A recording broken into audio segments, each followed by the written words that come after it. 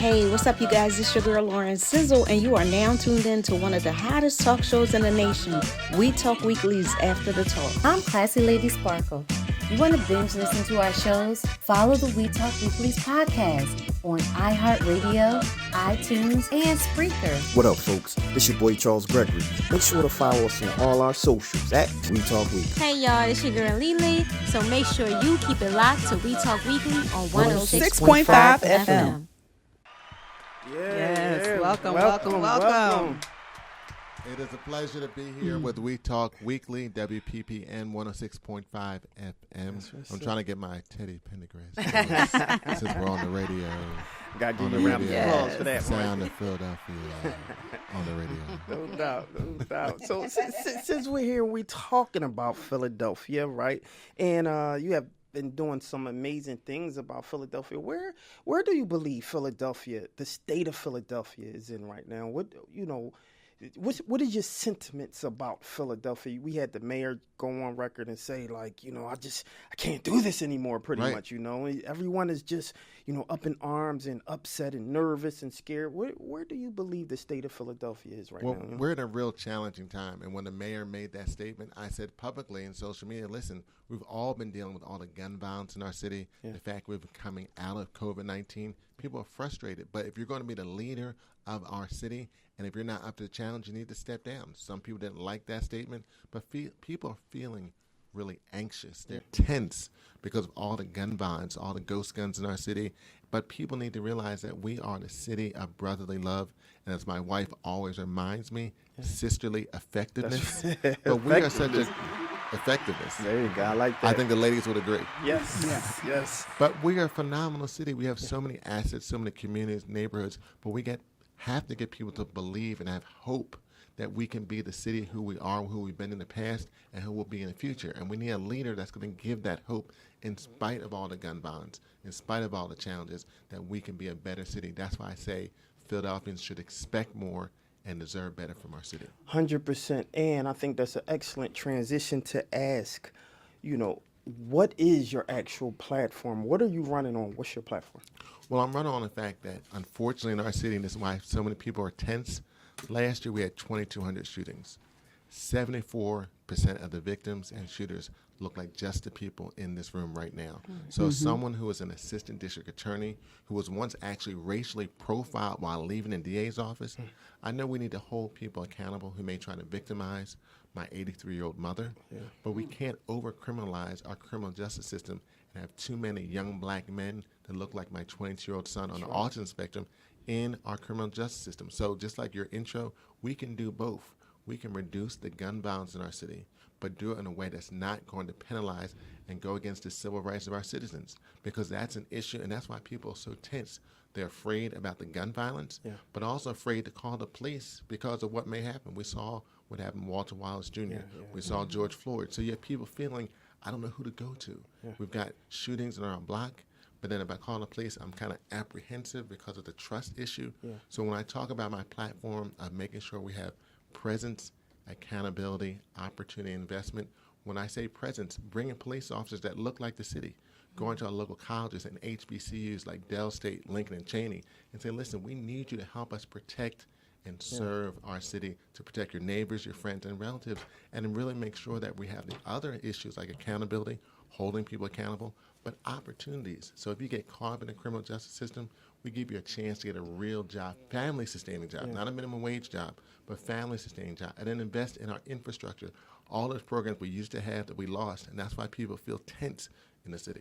Yeah, you mentioned your experience. I would like you to share a little bit about that experience and being racially profiled, because I think, there's a lot of gentlemen out there who look like us, and when you say that, there has been tons of times where I have been racially profiled. I don't like to tell those stories too much because I don't want it to appear, having a platform that I am, that I'm attacking police, right? Because I know there's some good police and there's some horrible police, right? But I would love for you to share a little bit about that experience in terms of you being racially profiled. Yeah. But when you say that, you're not attacking police, you're just being real. That is an everyday 100%. Occurrence that so many people that look just like us have every day in neighborhoods around the city. Yeah. I was literally leaving the DA's office, and that's when the DA's office was on Arch Street, and my car was parked on Broad Street in a parkway parking lot, and my car was on the rooftop. You know, and I'm going up the ramp trying to get my steps in, and this is a little while ago. I was a little thinner back then. But as I'm going up the ramp, you know how you can feel something behind you? Yeah. So I get to the top of the rooftop, and my car's in the other corner, and I felt something behind me, and it was a police car. Of course, they did the lights and everything, and so I had to really think, because in my left back pocket, I had my DA badge, and the DA badge, and it was dark. DA badge is like 2x4. Oh gosh. Leather, and so I'm thinking, do I, like black leather, do I go to get my badge, which is my back pocket, but they don't know what that is. So I had to actually just sit there, wait to be able to get instruction. Then they said, and I finally was able to give them that information. They said, oh, my bad. I said, well, why did you stop me? Well, you fit the description. What was the description? I'm wearing, I think, blue shirt and khakis, looking for a guy with like a white shirt and jeans and a blue car. My car was my wife's hand-me-down red car. But it's that type of thing, that duality that we as African Americans have to deal with every single day. No matter if you're a prosecutor, a DA, I mean, I'm a former member of City Council, running for mayor. If I'm in my honeydew suit, which is sweatpants and some Tim's, doing some work on a Home Depot, they don't know this is Derek Green, City Council person. They just see 6'3" black man, and if I'm in a place they don't think I should be, then we have these issues. So it's about the training, but bringing in police officers that reflect the city, who understand that duality, just like I had as a prosecutor. I dealt with that while I was in the courtroom and dealing with police officers, when sometimes they're like, that story doesn't seem right. Let me get some more information. But we live with that every single day. And that's what we've got to bring to City Hall to make sure people have the understanding as we try to make our city safer, but without over-criminalize our young black men in particular. 100%. So you talk about that, and you talk about your experience, and you talk about just, you know, if you're saying a racially profiled, then you're talking about pretty much a stop and frisk situation, right? One of your fellow mayoral candidates who's running mentioned that, you know, she's for it, you know, stop and frisk. You know, what is your position on just kind of, because when you use, and I'm preface this by saying, we understand the idea of what that is, but we know this position in the state we're in Philadelphia at this point, right? So to have a perfect situation to say, yes, we need to stop this person. He looks a little shisty, you know, maybe he's doing something. Perfect situation. More than likely, he probably is. Now, not so much in today's context, right? So that said, how do you feel about, you know, the idea of supporting an initiative like that?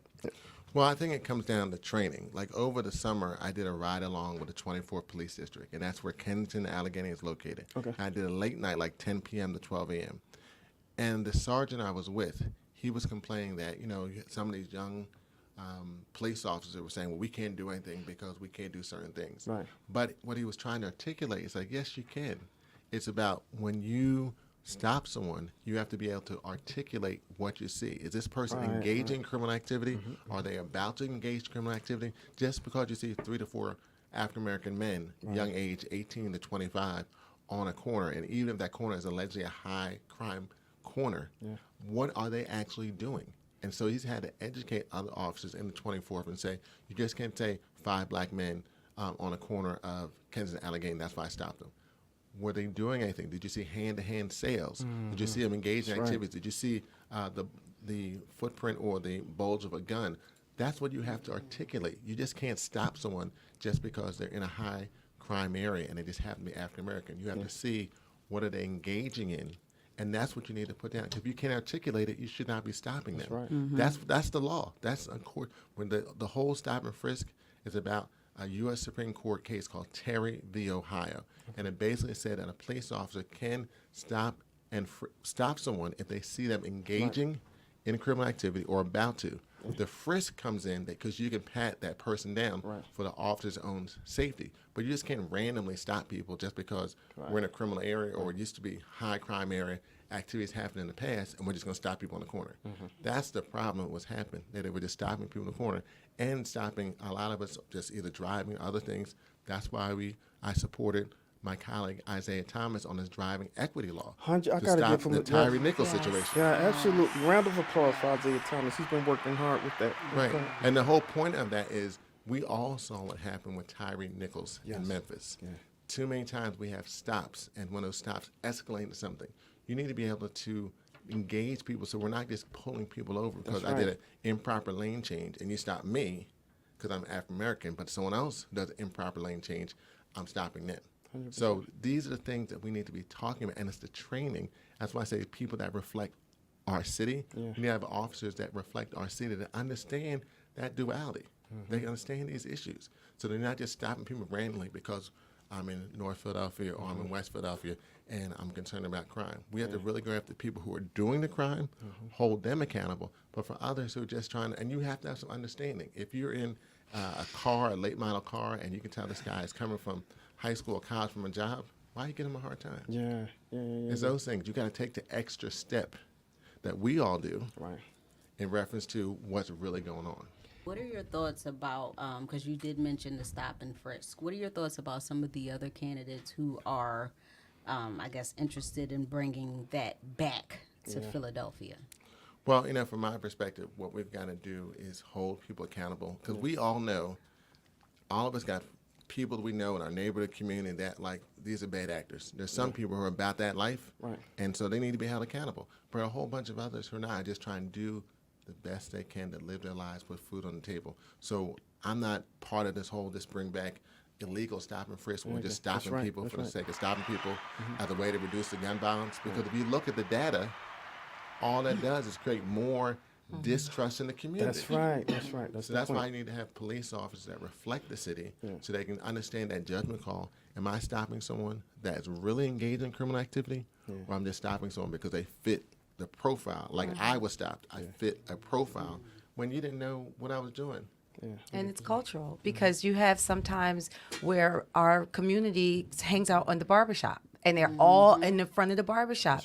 If, white cops see that, they don't understand that they are having community right now. They are having conversation, and it's intimidating. But what you just said, when you have representation and someone who comes from there, they're like, no, they just busting it up. They're just talking. Exactly. I'm thinking about that on the corner. That goes all the way back, and since we were talking about hip hop, it brings it back to New Jack City, where you saw, I think it was the OJs singing around a fire on the corner, doo-wopping like they did in the 50s and 60s, all the way through to the 90s with New Jack City. Now you have a bunch of guys who are rapping on the corner. The same concept. They're just trying to have some entertainment, have some fun. But if you don't have that perspective, understand these dynamics, you see, black men on the corner, what they doing? Break it up. It's 100%.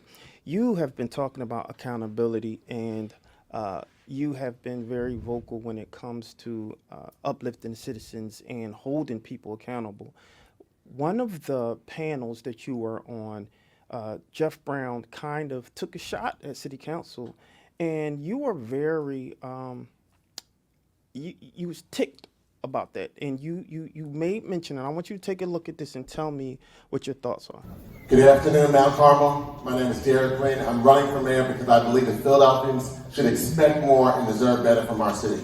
Now, we know the number one issue in this city is gun violence. Last year we had 2,200 shootings, 74% of the victims and shooters look just like me. And I'm going to go off script a little bit, because Jeff, you just took a shot at me as an elected official. You took a shot at me as an elected official, and so you don't have any plan in reference to gun violence and public safety in this city. And you talk about being divisive, and you're going to talk about me being divisive when you don't have a plan. And the fact that we have black men dying in the city of Philadelphia, and the fact that you go to some audiences and try to talk about repealing a driving equity law that's going to make sure we don't have a Tyree Nichols situation happen in the city of Philadelphia. And then you go to other audiences and talk about how black people are your life's work. So I'm getting angry about this issue because you're coming up and taking shots at people who've been elected officials who put in their time and energy to make this city safer. But yes, Philadelphia should expect more and deserve better from our city. Sherelle, hold on one second. That was when I seen that, right? I was pleasantly surprised. One, because you have this easy demeanor, right? This easy, smooth, cool, and calm, right? But it showed your passion for the people, which I appreciate, and I was able to see that. What was it about what he said that got you so upset, so to speak? Well, he's been talking in different panels, and listen, everyone is campaigning, so they're going to do certain things. But he's been consistently talking about elected officials and how we've not done anything. Yeah. And I know how hard I work every single day. Listen, I'm by far not perfect. There's a lot more I can be doing, and I hold myself accountable in a very critical way. I could be doing more every single day. But when you talk about these issues and say, well, black people are my life's work. Yeah. How am I your life's work? We are a diversity of, even in the city of Philadelphia, even in neighborhoods. You can be in North Philly, you got Francisville, you got Strawberry Mansion, you got all different type of communities. So how are you going to say that we are your life's work? Now, I give you credit. You took your family's business. You made a business decision to open supermarkets in areas of the city where they did not have supermarkets, and you got economic benefits from the government to do that. That's entrepreneurship. I don't have any fault with that. But it make it seem like you're doing it out of the goodness of your heart, just being philanthropic. Yes, you have done and created some nonprofits, but you did it from a business decision to say that we as a people are life's work, just like, oh, I decided I'm going to save the whales, or I'm going to do some other type of feed people, or save dogs. That's like, I'm sorry, we're not a commodity. Yeah, we are diverse people of all different backgrounds, ethnicities, hues and colors and perspectives and issues and dynamics. All of us in this same room don't have the same perspective. So just lump us all in as some type of project and then use that to get some perspective and support in the African-American community. Right. But then when you go to a different community, you're saying, I'm going to get rid of the driving equity law, which was done based on my colleagues' real research about how that bill can help stop some of the interactions with the police that he's seen historically, because he himself, as a younger African-American man, has been stopped several times, even as a council member, and said, I'm going to work on some legislation, talk with the law department, the managing director's office, to make this legislation workable. And now other cities around the country are reaching out to Councilmember Thomas, even Memphis, about how they can bring that legislation to their city. And then for you to say, I'm in the Northeast, we're going to get rid of it. Right. But in here, we're your life's work. Yeah, so you got to be straightforward and honest. And that's my perspective. And I just got to a point of, I just couldn't hear him taking shots at other council members who've been working hard. We have a lot of issues in our city. There's a lot more we can do. But I know that people, and I see their work. And I wasn't really talking on my behalf. Understood. It was based on their behalf, because I see the work they've done. And I saw the work that Councilmember Thomas did to get that legislation passed, really talking with a lot of people, a lot of perspectives, because it's something he personally has dealt with and something he thought he could make a difference as a public servant to help other citizens that look just like him. Right. So what do you think is the issue, or what do you think are the things that he's seeing, right, that is believed to be not up to standard as it relates to what council can fix, right? If we look at, the increase in carjackings, the increase in violent crime, the increase of, even hate, just hate in Philadelphia, right? As we know what this context is, the misguided kind of stance of, diversity, equity, inclusion, holding people accountable, right? These are a lot of issues that Philadelphia is being faced right now that, to his, I guess, credit, you can say that what's going on, who's fixing this, right? And so what would you say to him in terms of, not only him, but what would you say to the people as it relate to fixing a lot of the ills and the issues that we're having today? I mean, I understand the frustration that people are feeling. We dealt with back-to-back years of over 500 homicides. COVID-19 decimated. We lost a lot of friends, loved ones, as well as had it impacted businesses, small businesses, other size businesses. People were frontline workers, had to navigate. Like, I got to put food on my table, but we got this virus that no one knows how to deal with. I don't Some didn't have the luxury to work remotely. Right. So I understand that frustration, and I understand the frustration being pointed at us because we should be held accountable. Right. But that frustration was also what led me to decide to leave City Council, because as one of 17 members of City Council, as a legislative branch, and we have a strong mayor form of government, there's only so much I can do in reference to passing legislation, having hearings. And if we pass legislation and the mayor decides not to implement it, like the public bank idea, just like Isaiah did driving equity, I did a public bank because I worked as a banker at Meridian at Broad and Glenwood, and we need to grow black and brown businesses. We passed that legislation, supported by council. The mayor chose not to sign it, and it became law without a signature, but then wouldn't appoint the board members to help that come to fruition. So that frustration is real, and the frustration I felt, and that's why I decided to leave City Council, because I do believe Philadelphians should expect more and deserve better from our city. I think that's an excellent transition to talk about the reason why you're running for mayor then, right? What makes you better suited than any other candidate? Like, why should the people vote for you? Well, when I think about all the issues that are impacting our city, issues like the gun violence, which everyone, your listeners, neighbors, relatives, everyone's talking about the gun violence issue. The fact that I've been a prosecutor, but also understands the challenges of addressing that issue, and I released a public safety plan a couple weeks ago, but it's also informed by my experience as one who's been racially profiled and as a black man in the city. Having that experience, but also the fact I've been elected twice citywide in Philadelphia, also being a former small business owner and a small business lender, and we didn't talk about the need to grow black and brown businesses. That's why we have a 25 to 27% poverty rate, and one of the best ways to address crime is to give someone a job, and the best creators of jobs are small businesses. I also had a small business with my wife on Germantown Avenue. That's why I don't have as much hair as I used to. That's a whole other topic. But when you think about all those experiences, and I've also been a national leader. I was national president of Democratic municipal officials. I was also a leader here in Pennsylvania as president of Pennsylvania Municipal League. So when you think about all of those experiences and perspectives, and when you think about the issues facing the city of Philadelphia, that's why I believe that voters in our city, when they think about who has the right experience, background, energy, vision, temperament, and leadership, they will look for Derek Green to be the 100th mayor of the city of Philadelphia. Okay, fantastic. Great answer. Great answer. We talk about, there's a huge conversation right now in the community, especially as it relates to Chinatown and the new stadium potentially.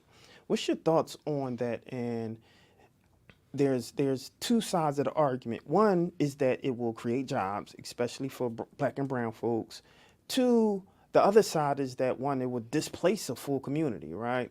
It would deadlock the streets in Center City. What's your thoughts on building a new stadium? Well, actually, I would say there's three sides, because you also have a lot of people in the middle who are not 100% sure because they have not received all the information. Okay. So one of the ideas that if you build the stadium and try to make it like Madison Square Garden, MSG, where people take the train in, but I haven't seen a plan on public transit. You know, Vine Street is any day, any hour, Vine Street is busy. Yes. So what are the investments we're going to make in reference to SEPTA to really make it a reduction of transit, and not reduction of transit, but reduction of congestion in that part of the city.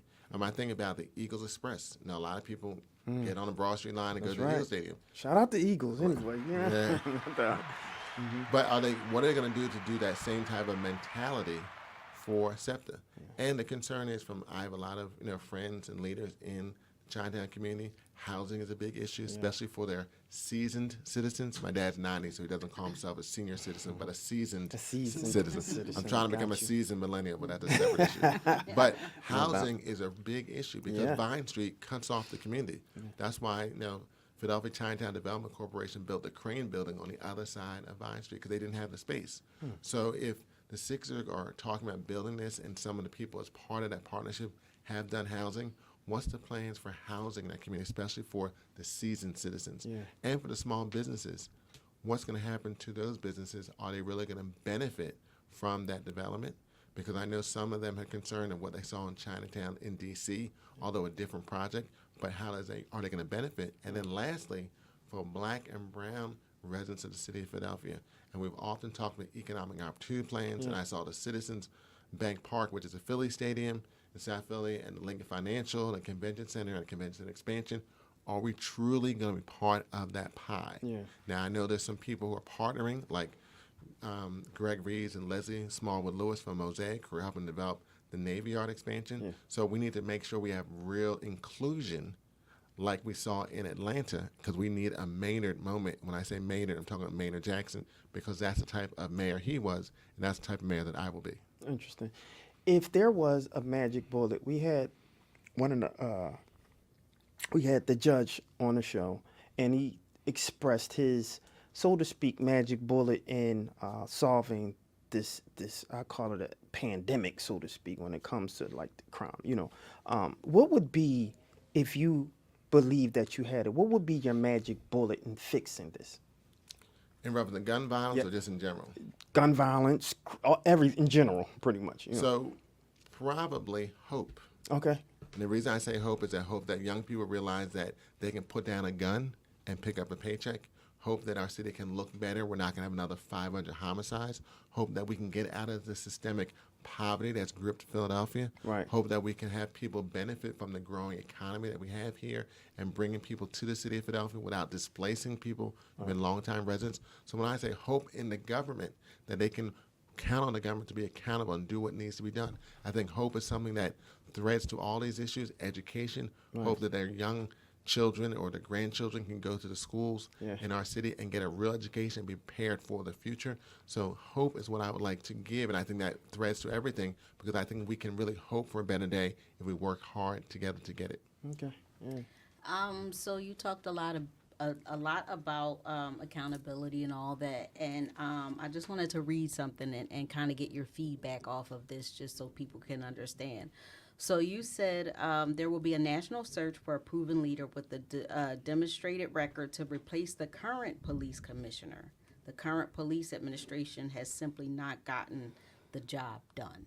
So could you, kind of expound upon that, and I guess what would be your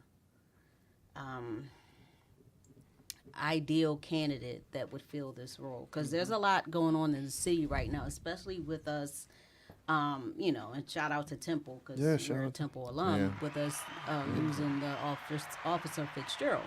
And there were a lot of little things that, could have been avoided with Temple Police. Rest in peace to Rest in peace to him. And unfortunately, that officer, heroic officer, is gone. So could you, kind of explain your thoughts on that? So when I think about the leadership that we need in the city, because we need a new direction, and it could be someone from within the police department or someone from outside the police department. So when I say national search, it's not just focusing people outside of Philly, but also focusing people in Philly, and maybe someone who came up through the ranks and left to become a commissioner somewhere else. It's looking at all those perspectives. And to me, that starts the day after the primary, May 17th, because although we do have a general election in November, we have a 7-1 Democrat to Republican registration advantage. So using that time from May 17th all the way through the swearing in and having national relationships, I can call mayors in other cities to see who are some of your talent, as well as people that came up through the system who are still here or may have left. When I think about the police commissions we've had from Sylvester Johnson, who was one of the first, definitely the first Muslim police commissioner to come up through the ranks. And we had Commissioner Ramsey, lives not far from me, who was a beat cop in Chicago and then became commissioner in D.C. So both of them have unique qualities and perspectives. So I would have a search that looks at all of those type of qualities, but people that really understand the conditions and challenges of our city, that can have morale in the police department, but also morale in the community, because we got to rebuild that trust if we're going to reduce the public safety issues in our city. Yeah, you mentioned the police department, and there's been some criticism as it relates to our police commissioner.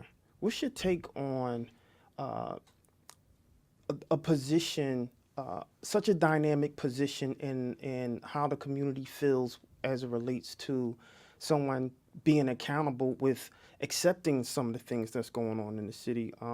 There's conversation where they feel that the police commissioner isn't doing enough. Is she? I'm not sure, right?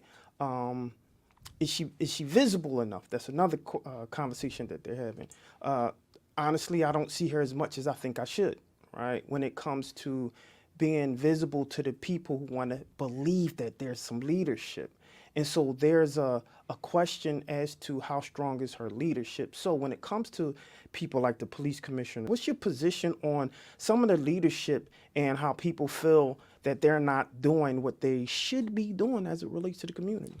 Well, part of leadership is being held accountable, but also being visible. I mean, people need to see and touch, and especially in this city, we are a city that is very visual and expects to see their mayor all the time. If there's a major fire, major shooting, when they turn on 3, 6, 10, or listen to We Talk Weekly, there you go. Hold on, I got to give you a round of applause for that one right there. No doubt. They expect their mayor to be there. That's right. They expect that there's a major situation when they turn on television or hear the radio or listen that their mayor is there, because we have a very that's what we're used to in the city, very hands-on. That's right. And that's part of the leadership for this city. Maybe other cities maybe less that way, but people expect. That's right. I mean, it goes from the president on down. Remember when George W. Bush during Katrina and they flew over New Orleans. People were mad. It's like, well, why are you not there on the ground? Because that's part of leadership, is being visible and listening to the people who are suffering. So that way you can hear their perspective, and it helps inform the policy decisions that you're making.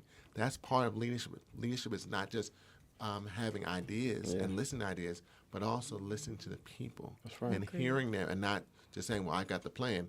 You need to listen. And that's why I think too often, and I'll say this for elected officials, that we don't listen enough to the people, what the people have to say, because it's the people that elected us and can fire us. Yeah, absolutely. I see you, Spark. I want to, because I want to be fair. I want to make sure that, we don't attack anybody, right? We just want to make sure that people, the community that sometimes have these questions that oftentimes never get heard, right? And they have a feeling that, especially as it relates to leadership, especially with political officials, that they're being talked at, not talked to, right? And so oftentimes they're feeling exploited too, right? And so what We Talk Weekly, what we try our best to do is, one, be solutions oriented, but also amplify the voices of that community that feels like they're not being heard, right? And we're unapologetic about that. Go ahead, Spark. You hit a lot of points. What I heard was, even with the poverty in Philadelphia, I feel, and this is like, I'm going to ask a question, but it's almost like an opinionated statement I'm making as well. I believe that Philadelphia is suffering with the haves and the have-nots. That's right. Philadelphia is the only city that now has the minimum wage that has not gone up. Delaware, New Jersey, how can you raise children, families off of a $7.25, and other fast food restaurants are now at $15? This is a lot of what the crime is. I also see that a lot of politicians are on city council and they're in the streets and they're there, but then soon as they reach a pinnacle of untouchableness, it's like, okay, we said we were going to do these things, and then they don't. My sister has a barbershop, Big Beard, in Philadelphia. She's having tonight, actually, a lot of politicians are there. Her name is Valentino, and they're meeting up there to talk to the community. I think that by her having a small business, a lot of these council people should go to these small businesses and use those as hubs. We are in a different time, but a lot of things that were from like the 50s and things like that, when they would be on the ground talking to these business owners, asking them about their taxes, asking them about, the revenue and how do we keep you open and how do we get the black dollar to continue to be into the community. Those are the things that the community wants to know and want to hear. What about the homelessness? What about the trash on the streets? Why aren't we having trash days to pick these things up? A lot of the things that Philadelphia is dealing with is the crime, but it's so many more layers that I don't think that that are being addressed. What we're asking is for someone to walk into the fire. The path of least resistance, even with the commissioner, is she's I don't see her visible at all. But when she took this job on, I don't know, was it financial revenue that they offered her that she was like, okay, but you're walking into this fire pit to be put on in fire. Philly now. Yeah, I mean, even as mayor, you're going to be, if elected, you're going to be cleaning up what someone didn't do, and that's hard because now you're going to get the, the accolades of saying, hey, your city still's not doing well, but it's like, I'm still cleaning up what someone didn't do. I did say a lot, but if you can address whatever part of that you want to just say, this is something that the community wants to know. Well, as I listen to your statement, and I think you're very valid in a lot of ways. You know, when I decided to run for mayor, it's because I believe that Philadelphians should expect more and deserve better from our city. Because I feel it. I feel the fact that the mayor announced his budget on Thursday, over $6 billion. I remember when it was less than $4 billion. But are we getting the return on our investment? No. Is the city safer? Are the streets cleaner? Are more small businesses opening? I had a small business. My wife and I had a retail shoe store on Germantown Avenue. I made my announcement at a small business in West Philadelphia in Carroll Park. Mike Monroe, who owns the ESPN Hair Zone, That's my ESPN part. Hair Zone, he's done a phenomenal job in growing that has. business Yep. and being a anchor in that community on An Girard anchor in the Avenue. community. That's right. But On he's 60th and Girard. Shout out to Exactly. Yep. 5929. That's right. But he's also worked not only being an anchor in that community, but is addressing public safety Yes, he because he is. has a program called Shape Up, working with the University of Pennsylvania, bringing victims and shooters into the barbershop, closing the doors. So when I talk about mentorship and getting young black men to believe they can be put down their gun and pick up a paycheck, is working with small business owners like Mike Monroe. We should be helping growing those small businesses. That's why having a mayor who understands what it's like to meet a payroll, when you got to pay all those expenses and insurance, and remember the time when two guys got drunk and they broke the window in our storefront and had to go there at 2 a.m. These are issues that small businesses are dealing with every single day. And all of these issues are interconnected, because if you have a small business like Mike's store or your sister's barbershop, if they can go to, say there's 10 chairs and they can go to 15 chairs, or now you have 2 big bears, what type of economic ripple effects will it have in the community in reference to more income, to reduce the public safety issues, and just reduce the poverty and make our city a better city? It also ties into education, because now some of those people that have a job, now they may be able to buy a home or invest in their existing home.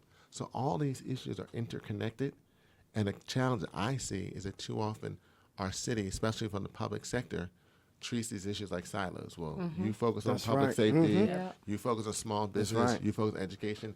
I reject that, because I focus on education. My mom was in the school district. When I was in law school, I had a chance to teach part-time at Olney. My mom was there for 26 years. My son, who's on the autism spectrum, we started the first autism support classroom at Houston Elementary School. And the day I announced my campaign at Mike's Barbershop was his first day at St. Joseph's University. So I focus on small business. I focus on public safety and education, because all of these issues are interconnected. And when you look at the city, you don't say, well, I just have a public safety issue. No, you have a public safety, housing, all of these issues. And that when I say that Philadelphians should expect more, that's because we are not doing the job we should, and they do deserve better. And we need to realize that, because we need to be held accountable and hold us accountable. We're not doing what we say we're supposed to do. Let us know. That's why when you have these conversations, I don't feel like I'm being attacked. We're just having a conversation and an opportunity to listen and hear from citizens, because I think that's what too often does not happen. That's right. That's right. You heard that. You heard that, people, right?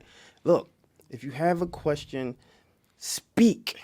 Tell a friend to tell a friend.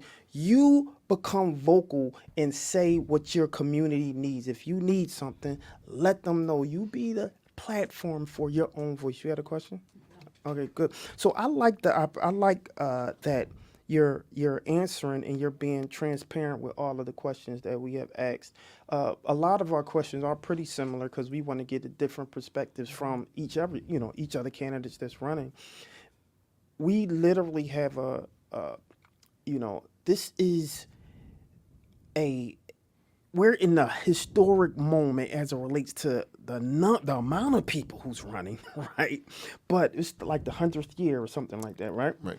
And 100th mayor. So how does it feel to be, one, in such a dynamic position, right? And 2, if you were to become mayor, what would be the first thing you would do in sitting in that chair and saying, this is the first step that I'm going to take to fix Philadelphia? I know that's a loaded question, but we can't necessarily fix it, because we do know that this is layers, right? But in a manner of speaking, what would be the first thing that you would do?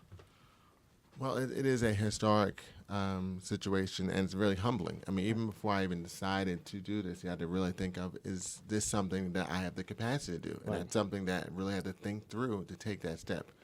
But for me, as I said when we had a conversation earlier, it's not just on the first day. It starts on May 17th, and using that time all the way through January 1 to prepare. So on day 1, I'm already starting the ability to recruit police officers that look like the city of Philadelphia. I'm talking to either my friend Tony Allen, the head of Dell State, or Dr. Walton or Dr. Allen, Brenda Allen at Lincoln and Cheney, and talking with them about this is how we're working with you. Like we had these conversations between May 17th and January 1st. Now we're going to start implementing those things right now. So, and then being visible and talking, communicating to the residents on a regular basis.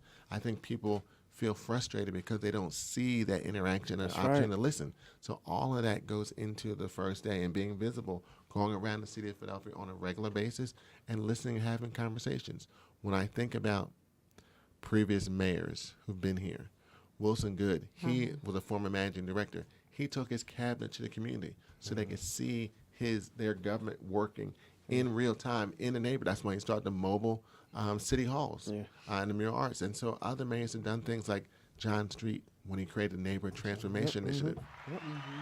He went to neighborhoods all around the city of Philadelphia. And at that time, I worked in the law department. I used to represent the Office of Housing and Community Development. So I remember every day, about 3 o'clock until 9, 10 o'clock at night, they were neighborhoods all around Philadelphia, from Winfield to Germantown, Strawberry Mansion, Francisville, East Oak Lane, West Oak Lane, Mayoral Park, Elmwood, and just listening to the residents about the issue. That's how I came up with the Neighbor Transformation Initiative to get rid of abandoned cars for the first time in a long time, plowing streets that had never been plowed before, picking up tires and making vacant lots clean. That was based on those conversations with the residents for what they want to see. I think we need to get back to that, and that's what I will do as mayor, listening to people and using it, and then keeping us accountable, saying, okay, every entity from a nonprofit to a for-profit, you have goals. Your first quarter, your third quarter, even us as individuals. Like I'm trying to lose a little more weight in 2023. So we have personal goals, New Year's resolutions. Nonprofit and for-profit businesses have goals in reference to revenue trying to make. Why do we as a city not do the same thing and communicate that to the residents? Because this is our goal in reference to public safety, education, economic development, all these type of issues, and then communicating that to the residents on a regular basis. And the things that are working well, just want to continue to do. Things that are not working, we need to reassess and hear back from citizens whether they see the change or not. We're not doing that. I'm glad that you said that, and I'm hoping that anyone who become our next mayor will consider the citizens, will think of things like community policing and taking that seriously. Because one thing that's for certain, leadership can't sit in its silo, can't sit behind a desk. They have to work with the community, and the community know what's going on in their areas. So you have to invest back in the communities. I just left a block captain's rally that they had today. Convention Center. The Convention Center. It had to literally be 400 concerned people that were block captains talking about needing assistance in facilitating correction within their communities, right? And needing funds. They shouldn't have to beg for finances to do certain things to support their own community that they are doing due diligence with every single day. And that brings up a point, because I've gone to that event several times. Right. And that's run by the Philadelphia More Beautiful Committee. Okay. The fact that block captains, and we can't get information regarding block captains to connect them with other parts of the city, they act like that's like the narc list in one of these Mission Impossible movies. Makes no we sense. can't even communicate. Like if I want to send information out as a Councilmember At-Large to block captains, their perspective is, well, you give us information and we'll send it out to people. It's that type of, I don't understand those, and that's been that way for a long time. Like why? You have people who are dedicated, who stepped up to be block captains, to keep their block clean. If I'm trying to give them some more information of other resources that they can get out to their neighbors, go door to door, why are you holding that so secret? It's those type of things that frustrate me, because these are people who are committed to the community, and I think they probably would like some more information on public safety initiatives or other things that are happening in the city, not to be used from a campaigning stuff, but just giving them information so they can take to their neighbors, especially as we prepare for April 1st, which is the Philly Spring Cleanup, getting them the information to get people engaged, because there may be someone on their block that may need a job or may need a program, need information.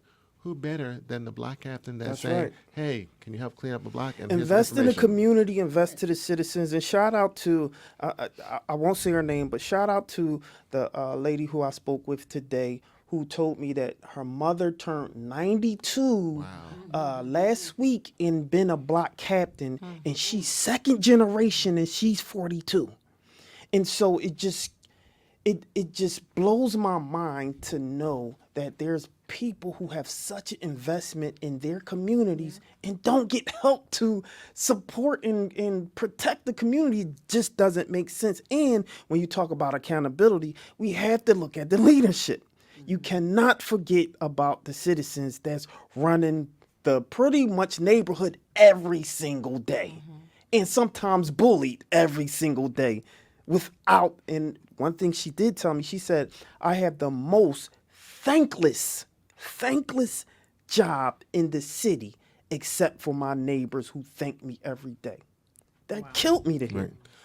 Because the most important title in government is citizen. Right. It's not president, not mayor, not senator, not councilperson. It's citizen, because citizens are the one that connect with other people in the community to let them know what's happening and take it upon themselves to educate and work to make the system work. It's citizen, which is the most important title. Right. You know, I want you to tell me the one thing, and this is when I throw you a little curveball. I want you to tell me the one thing that no one else knows about you. All right? So you got to dig deep, you know, and I know you're a family man, so even they don't know. So you got to dig deep and tell us the one thing that no one else knows about Derek Group.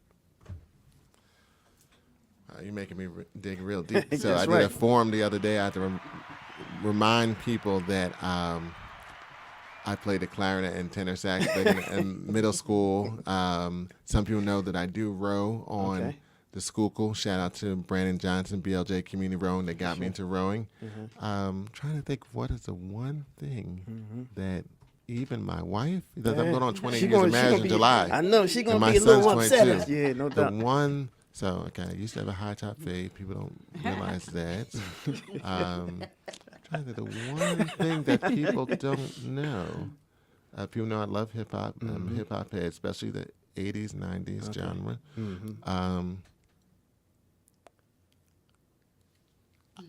I'll say some people, a few people may know this, might wanted to, that when I was younger, especially in middle school, I used to break dance a little bit. Okay. A little bit. I can see that. Right. Yeah, I had a little bit. I had to name. So my aunt and uncle lived on 2009 Ontario Street. My Aunt Bobby got me one of those brass name belts with Derek and his zodiac sign. And I had my Todd ones, and I had my Pumas with the New York laces with a sock underneath the tongue, with a Kangol, right. And I had my British Knights and all. Wow. PKs.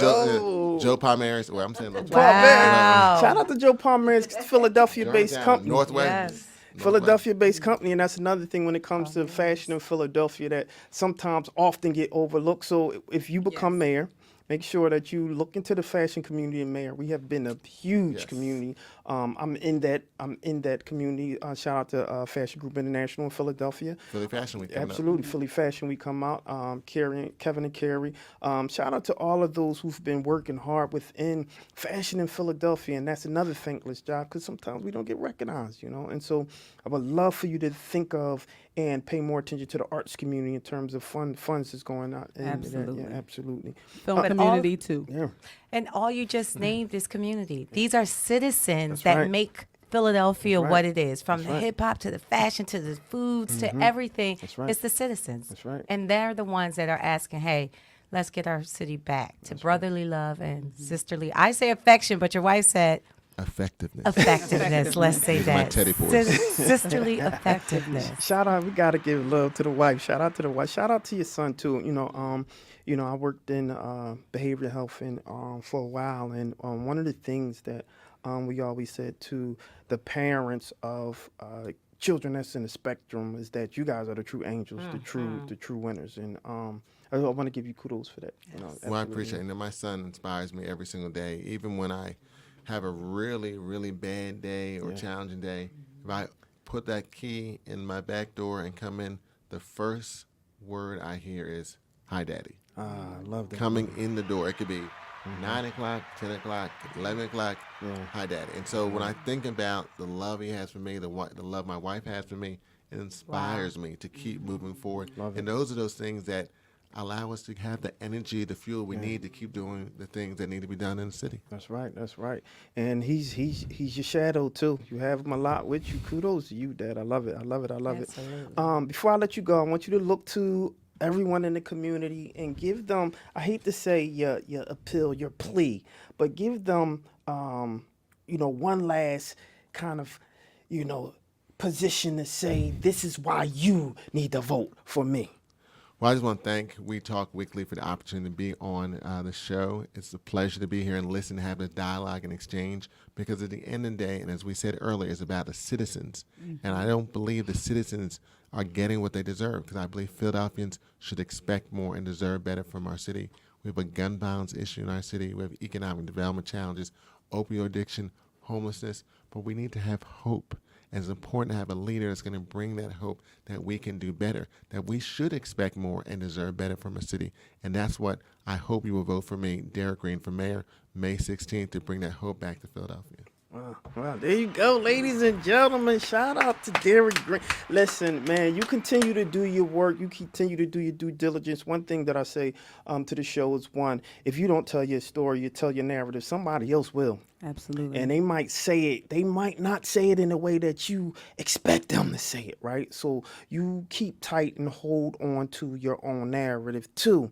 Once you come to the show, you're always a friend to the show, so you're more than welcome to come back. We love you here. We see that you're doing the great work. And three, one thing that we always say, we like the people who we see truly out there in them streets. Right. And you are one of them. I see Gautier. She's out there in them streets. All the time I see her. Isaiah Thomas, Catherine Gilmore. I see these people. And when I see these people, that makes me say that's the type of leadership that I want in office, right? And so you can call me biased if you want. I don't care what side you're on. If I see you working for them streets, if I see you working for the citizens, right? That's who I'm for, and that's where my vote will go. It's the people. I like to see real people who really are standing up for the community. So, my brother, I appreciate you coming to the show. We always say, again, once you come to the show, you're a friend to the show. But, is there anything else you would like to say? How can they find out more about you? How can they get in contact with you, your office, all that? If they have a complaint or issue, how can they get, Oh, before you say that, right? This just popped in.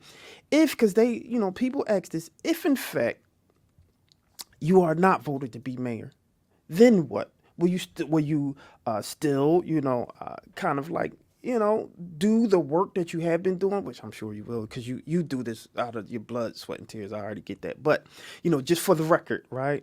What will you do if not elected? And will you support the person who actually will be mayor? Well, after the primary, and I look to be the Democratic primary winner, but if not, all of us who ran will support the nominee in the fall, and I hope we'll support going forward. And for me, I will continue to find ways to serve, because it's about servant leadership. Yeah. You can serve by being an elected official, and before I was an elected official, I was serving in other capacities. So I will look to continue to do that as a citizen of the city of Philadelphia, either mayor or as just a citizen. Fantastic. And I am curious about this. I know I said I didn't have any more questions, but I am serious about this. I'm curious because someone asked me, and I was like, hey, why is it? Because all of you guys are running who was on city council, right? I just don't get, or I don't understand how you guys, if you are already running for the same thing in terms of we want Philadelphia to work, how come you guys couldn't just, come to the table and say, look, I think you'll be the best candidate. Let's all come to the table and say who will be the best candidate, and you run. If you have someone like Sherelle Parker and you yourself who does great stuff in the community, how do you split a vote like that? I just don't get it. Why didn't you guys come to the table and say, this is who we're all going to support and endorse, as opposed to everybody just saying, I'm resigning and running for mayor? I just don't get it. Well, I would say that everyone has a right to run. Right. And I believe it's the citizens that need to decide, as opposed to people coming in the back room and say, well, you're going to run for this and you're going to run for that. It's up to the citizens to decide. And so going through this process of an election, it tests to see who is the best candidate, and then people make that decision. And either we're going to have a Derek Green as mayor or not. And I'm fine with that because the voters decided, as opposed to people who are coming in the back room and deciding who is going to be the leaders for the city, when it should be the citizens choosing, not people in the back room making that decision. I got you. Good way to answer that, right? By the way, good way to answer that. But I would like to know, did anybody come out and, I guess, publicly endorse you and say that they're supporting you? Like any? Well, there's a lot of different groups who are now making endorsements because we're now just getting on the ballot. You know, the deadline for the ballot petitions is March 7th, and different organizations I've been talking with are saying, listen, we're not making any endorsements until we see who's on the ballot. Okay. So you have some people that did things really early, and now some of their members are like, well, wait a minute, we got a lot of time left in this election, and you've seen some people make some changes in positions. We talked about that earlier. And I think people are now evaluating and maybe even reevaluating those things. There you go. Good. Well, thanks for coming to the show. I try to ask all the questions that y'all sent me. He has to tell us where to find him. There you go. How can they find you? All that good stuff. Well, you can always reach my website. Is Derek, DEREKFOR, mayor.com. I'm also on IG and Twitter and Twitter, Facebook, IG, all on Derek Green. You can reach me that way. My phone number and also stuff, my campaign is also on the website. So we're open. We'd like to hear both good and bad ideas and just your thoughts and perspectives, because we as a city should do more and better for our city. Hey, what's up, you guys? It's your girl, Lauren Sizzle, and you are now tuned in to one of the hottest talk shows in the nation, We Talk Weekly's After the Talk. I'm Classy Lady Sparkle. You want to binge listen to our shows? Follow the We Talk Weekly's podcast on iHeartRadio, iTunes, and Spreaker. What up, folks? It's your boy Charles Gregory. Make sure to follow us on all our socials at We Talk Weekly. Hey, y'all, it's your girl, Lily. So make sure you keep it locked to We Talk Weekly on 106.5 FM.